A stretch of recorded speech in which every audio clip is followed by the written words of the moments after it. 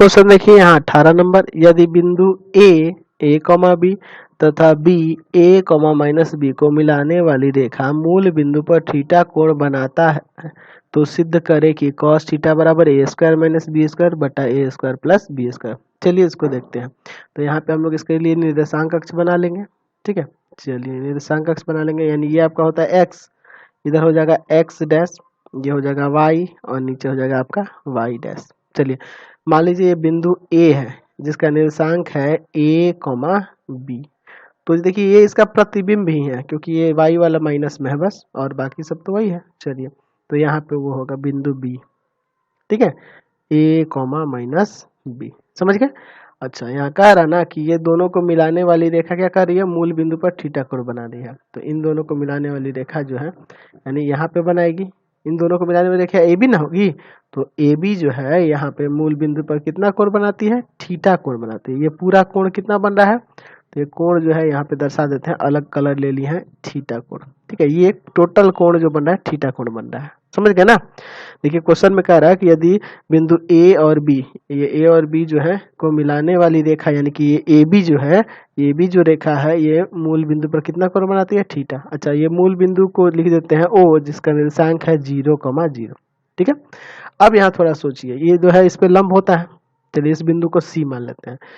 अच्छा, ये जो ए और बी इसका निर्देशांक दिया है, तो यहाँ से यहाँ तक की लंबाई यानी ओसी की लंबाई ए हो जाएगी और ये एसी की लंबाई यहाँ पे बी हो जाएगी। उसी तरह से यहाँ पे देखेंगे तो ये लंबाई ए हो जाएगी और ये लंबाई माइनस का बी हो जाएगी। क्लियर है। चलिए अब थोड़ा सा यहाँ आगे समझते हैं। हम लोग क्या करते हैं, यहाँ से यहाँ तक का एंगल जो है अल्फा मान लेते हैं और यहाँ से यहाँ तक का एंगल हो जाएगा आपका बीटा मान लेते हैं। तो यहाँ माइनस में बीटा लेना होगा। क्यों माइनस में लेना होगा, क्योंकि ये निगेटिव एंगल आपको दिख रहा है। ठीक है, चलिए इतना समझ में आया। चलिए अच्छा, एक और चीज, यहाँ से ये बिंदु ए जो है इसकी मूल बिंदु से दूरी क्या हो जाएगी, तो इसी का ना वर्ग का रूट होगा। चलिए यानी रूट अंडर हो जाएगा ए स्क्वायर प्लस बी स्क्वायर। अच्छा, ये क्या हो जाएगा, तो ये भी आपका निकलेगा तो हो जाएगा root under A square plus B square, ये ना होगा। चलिए अब देखते हैं आगे। यहाँ लिखेंगे कि माना बिंदु ए कॉमा बी तथा बी ए कॉमा माइनस बी को मिलाने वाली रेखा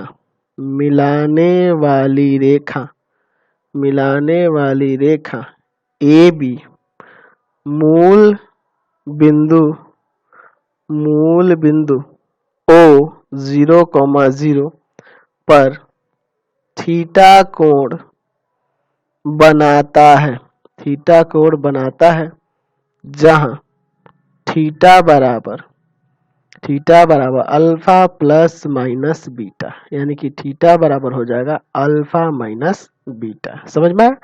अब चलिए यहाँ से इसको लेते हैं कॉस थीटा। तो कॉस थीटा बराबर हम लिख सकते हैं कॉस अल्फा माइनस बीटा, क्योंकि थीटा का मान अल्फा माइनस बीटा है ना। चलिए अब देखिए फिगर में थोड़ा सा, यहाँ कॉस ए माइनस बी का फॉर्मूला याद है ना, कॉस अल्फा माइनस बीटा क्या होगा, cos alpha cos beta plus sine alpha sign beta, ये ना हो जाएगा। अब देखिए इस फिगर में कॉस अल्फा के मान की बात करें तो उसका हो जाएगा बेस बाई हाइपोटेनस, यानी ओए बटा में ओसी बटा